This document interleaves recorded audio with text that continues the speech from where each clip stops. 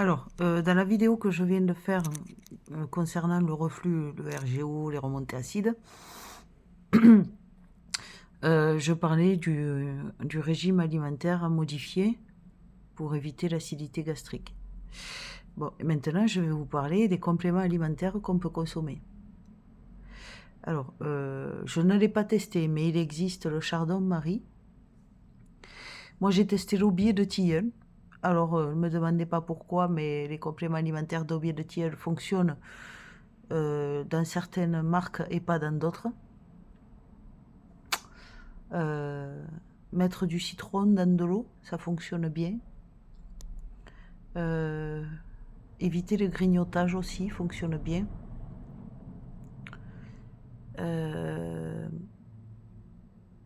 Manger moins de charcuterie et de viande rouge également fonctionne bien.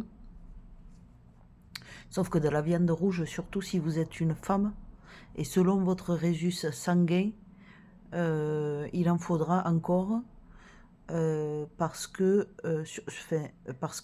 surtout si vous avez des règles hémorragiques, parce que quand on a des règles, on perd beaucoup de fer.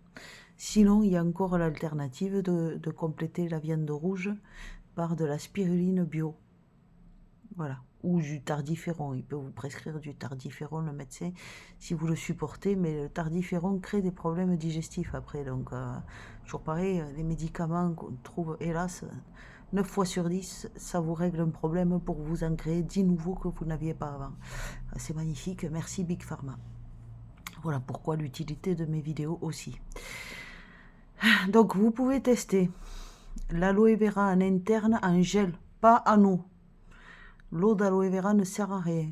Le gel d'aloe vera fonctionne mieux. Il y a aussi les sticks de nectaloe.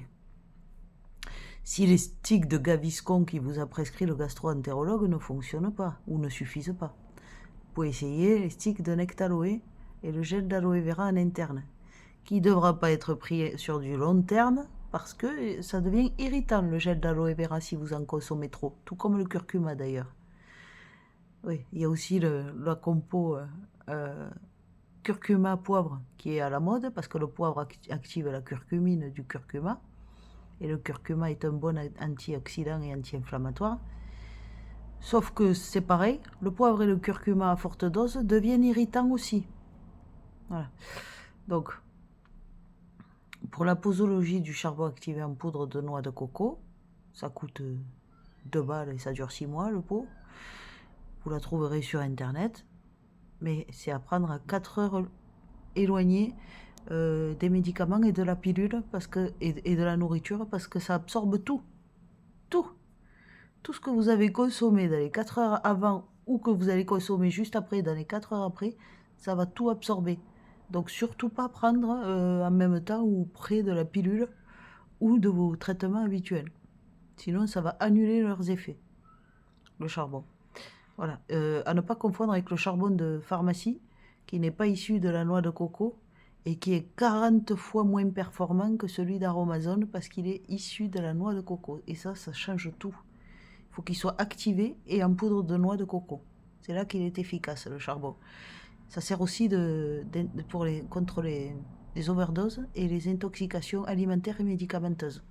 Il faut le savoir, il faut toujours avoir du charbon chez soi. Ça peut sauver la vie, ça peut sauver plein de vies.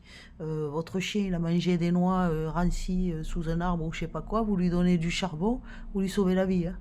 Et vous économisez 200 balles de veto aussi. Hein. Voilà, bon. Donc, où j'en étais oui, les traitements qui peuvent fonctionner, les compléments alimentaires qu'on peut prendre contre le reflux, c'est boire du vrai citron pressé, même en bouteille, hein, mais il y en a pur quoi. Dans de l'eau. Régulièrement, quand vous pouvez, quoi. Si vous prenez, je sais pas moi, une tisane dans la journée, ben vous mettez beaucoup de citron pressé dedans. Ça va aider le foie, ça va aider le pancréas, ça va aider plein de choses. Et l'estomac, bien sûr. Du coup. Alors, qu'est-ce que j'ai dit?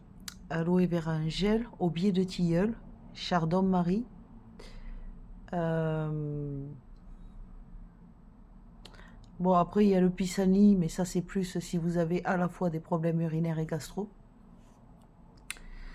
Qu'est-ce qu'il y a encore?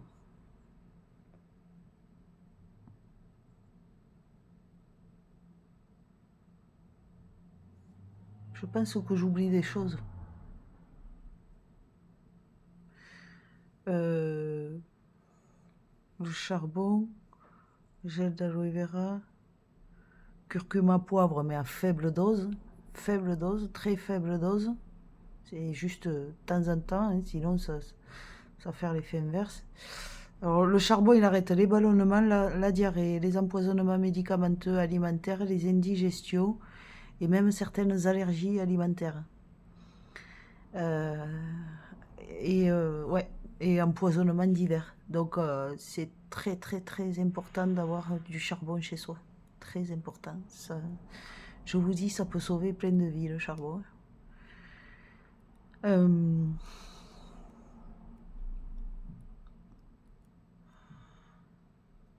Ah, c'est fou, ça me revient pas les autres compléments alimentaires qu'on peut prendre pour les problèmes gastro.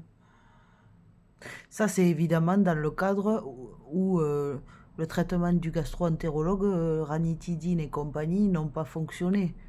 C'est les alternatives naturelles. Mais d'abord, quoi qu'il vous arrive, vous allez d'abord voir un médecin, hein. Moi, c'est ma chaîne, c'est un dernier recours hein, quand il n'y a plus de solution, hein. Je suis pas médecin, moi, hein. Moi, je suis chercheuse, pas pareil. Voilà.